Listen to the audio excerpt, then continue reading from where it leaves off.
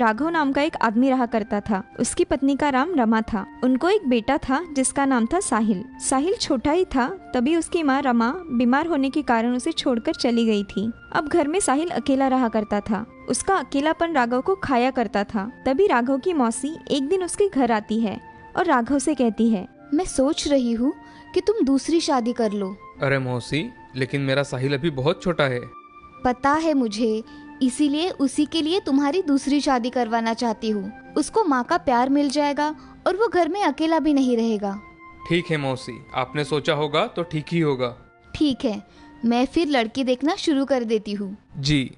मौसी राघव को एक अच्छी लड़की देखकर उससे शादी करवा देती है। उसका नाम था लक्ष्मी। लक्ष्मी राघव से शादी करने के बाद उसके घर में बहुत अच्छे से रहने लगी थी।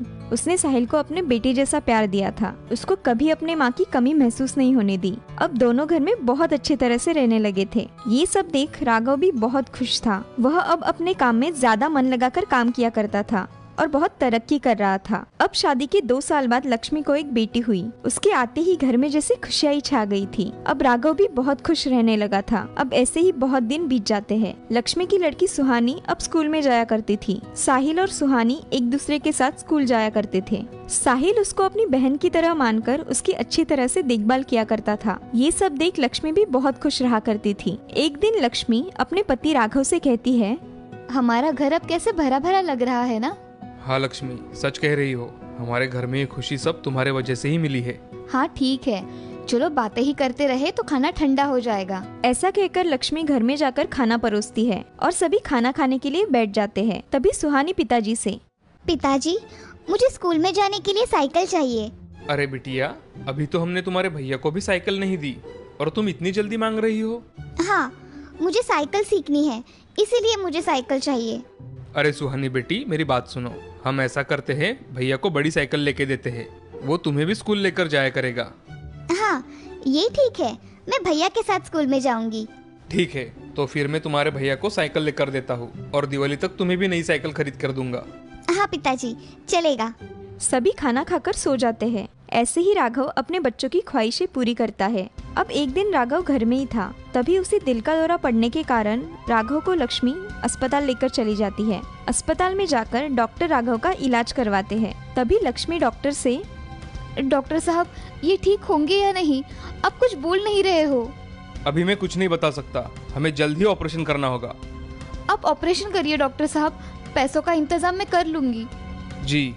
ऐसा कहकर डॉक्टर ऑपरेशन की तैयारी में लग जाते हैं। तभी राघव को दूसरा मेजर हार्ट अटैक आकर उसके अस्पताल में ही मौत हो जाती है। ये सब बात जब लक्ष्मी को पता चलती है तो वह चक्कर आकर वही गिर जाती है। अब थोड़े ही दिनों में लक्ष्मी घर की सब बागडोर संभाल लेती है। वह अपने बेटे और बेटी को कभी भी किसी चीज की कमी महसूस नहीं होने देती है। अब ऐसे ही कुछ साल बीत जाते हैं।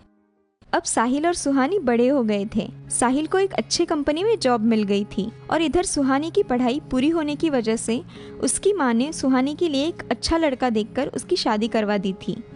अब उस घर में साहिल और उसकी माँ ही रहा करते थे। तभी, बेटा, मैं दिन भर घर में अकेली होती हूँ। मेरे साथ गप्पे लड़ाने के लिए और इस घर को संभालने के लिए एक अच्छी बहू लेकर आओ। क्या माँ, कौन सी बातें लेकर बैठी हो? आप ही ढूंढो। आपको जो पसंद आएगी मैं उससे शादी कर लूंगा। हाँ ठीक है, मैं जल्द से जल्द तुम्हारी शादी करवा दूंगी। माँ, तुम्हें जो करना है वो करो, मगर मुझे छोड़ दो। मैं जा रहा हूँ ऑफिस। हाँ जाओ, और जल्दी घर वापस आना। हाँ माँ। अब साहिल ऑफिस में जाकर अपना काम करता है और लक्ष्मी उसको बहू ढूंढने के लिए बहुत सी लड़कियों की फोटो मंगवा लेती है। अब उसमें से एक लड़की लक्ष्मी को बहुत पसंद आती है। लक्ष्मी वह फोटो टेबल पर रखकर अपना काम करने चली जाती है। तभी शाम के समय साहिल घर पर आता है और टेबल पर लड़की की फोटो देख अपनी माँ से, माँ, ये किसकी फोटो है? बेटा, मैंने तुम्हारे लिए एक लड़की चुनी है, उसकी फोटो है ये। क्या माँ, आप भी? अगर आपको पसंद है तो मुझे भी पसंद है। अच्छा ठीक है, फिर इस लड़की को देखने रविवार को चले जाते हैं। ऐसा कहकर साहिल वहाँ से चला जाता है। अब लक्ष्मी लड़की के माता पिता को फोन करके उनसे इस रविवार को वह मिलने आएंगे ऐसा बता देती है। अब लक्ष्मी और साहिल लड़की देखने चले जाते हैं। लड़की को देख साहिल बहुत खुश हो जाता है। उसे लड़की बहुत पसंद आती है। उस लड़की का नाम था चित्रा। सभी को चित्रा बहुत पसंद आती है। कुछ महीनों में ही साहिल और चित्रा की शादी हो जाती है। साहिल और चित्रा अब खुशी खुशी रहते हैं। तभी उसकी सास लक्ष्मी अरे बहू, चाय तो ले आना जरा। हाँ माँ जी, आई। तभी चित्रा चाय लेकर वहाँ आती है और लक्ष्मी को चाय देकर चली जाती है। अब चित्रा और लक्ष्मी का दिन भर का समय बहुत अच्छी तरह से बीतता है। कुछ दिनों बाद चित्रा माँ बनने वाली थी। सारे घर में खुशियाँ छा गई थी। अब साहिल भी बहुत खुश रहा करता था। कुछ दिनों बाद चित्रा ने एक बच्चे को जन्म दिया। लक्ष्मी उसके पोते की देखभाल किया करती थी। उसे क्या चाहिए और क्या नहीं चाहिए ये सब देखती थी। उसकी जान बसती थी चित्रा के बेटे समीर में। जैसे समीर थोड़ा बड़ा हुआ तो समीर बहुत ही शरारत करने लगा था।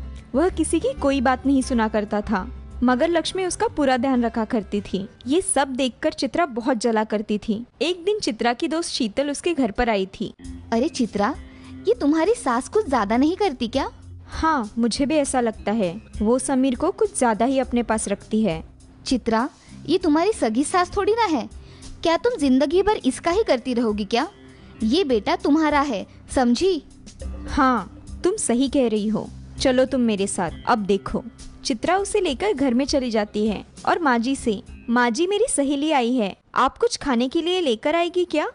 लक्ष्मी को चित्रा की ये बात सुनकर एक आश्चर्य का धक्का लगा, मगर शीतल के सामने होने के कारण लक्ष्मी ने कुछ नहीं कहा। वो अंदर जाकर उन दोनों के लिए कुछ खाने का सामान लेकर आई। अब लक्ष्मी को चित्रा का बदला हुआ रवैया पता चल रहा था, मगर उसे पता नहीं चल रहा था कि चित्रा ऐसा क्यों कर रही है। इसके बावजूद भी लक्ष्मी घर के सारे काम करके अपने पोती की देखभाल किया करती थी। मगर ये सब देख चित्रा के मन में बहुत अलग अलग ख्याल आते हैं। वह मन में ही सोचती है, इस बुढ़िया को सबक नहीं सिखाया तो मेरा नाम भी चित्रा नहीं।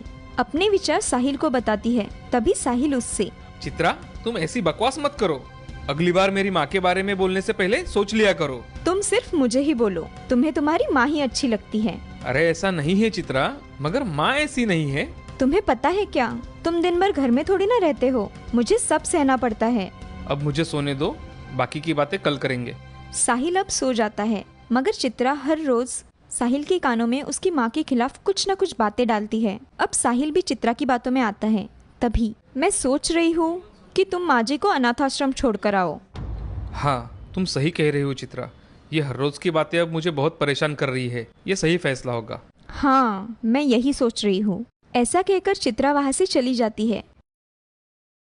माँ, मुझे तुमसे कुछ बात करनी है। मैं देख रहा हूँ तुम्हारे और चित्रा के बीच बहुत नोकझोंक हो रही है। मुझे लगता है तुम्हें आश्रम में जाना चाहिए। हाँ माँ जी, हम आपको हर महीने मिलने आया करेंगे, आप चिंता मत करो।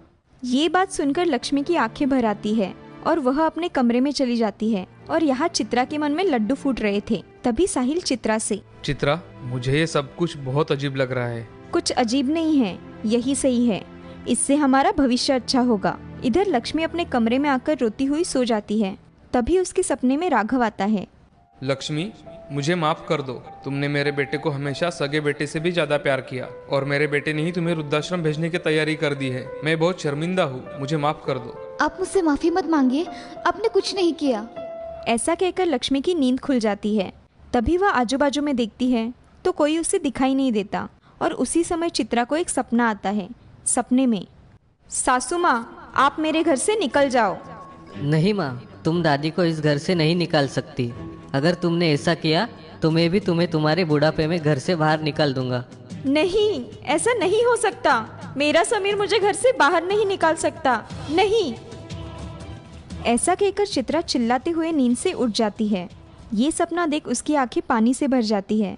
चित्रा को उसकी गलती का एहसास होता है। तभी चित्रा लक्ष्मी से, माँ जी, मुझे माफ कर दीजिए। मैंने आपके साथ बहुत बुरा बर्ताव किया, मुझे माफ कर दीजिए। अरे चित्रा, ऐसी बातें नहीं करते। तुम्हें तुम्हारी गलती का एहसास हो गया है, यही बहुत है मेरे लिए। माँ जी, मैंने साहिल के मन में आपके प्रति बहुत बुरी बातें डाल दी। उसके मन में सौतेलेपन की भावना डाल दी। मुझे माफ कर दीजिए। ऐसा कहकर चित्रा जोर जोर से रोने लगती है और लक्ष्मी के गले लगती है। अब ये सब देख साहिल उसके पास आता है। साहिल, मेरे कहने पर तुम माँ जी को आश्रम भेज रहे थे ना? आज मेरे कहने पर माँ जी को हमारे घर में रहने दो। मुझे लग ही रहा था कि कुछ गलत फहमी हो गई है, मगर तुम सुनने के लिए तैयार ही नहीं थी, इसलिए मैं चुप हो गया था। मेरे बच्चों, तुम हमेशा खुश रहो, मुझे और क्या चाहिए। माँ, मैंने कल तुमसे जो कहा उसके लिए मुझे माफ कर दो। और माँ, तुम हमेशा मेरे साथ ही रहो। बेटे, मैं तुम्हारी सौतेली माँ हूँ, मगर मैंने कभी तुम्हें अपने बेटे से कम नहीं समझा और तुमने भी कभी मुझे ऐसे लगने नहीं दिया। आज के बाद हम खुशी खुशी रहेंगे। हाँ माँ। ऐसा कहकर साहिल, उसकी माँ, चित्रा और समीर सब एक साथ रहने लगते हैं।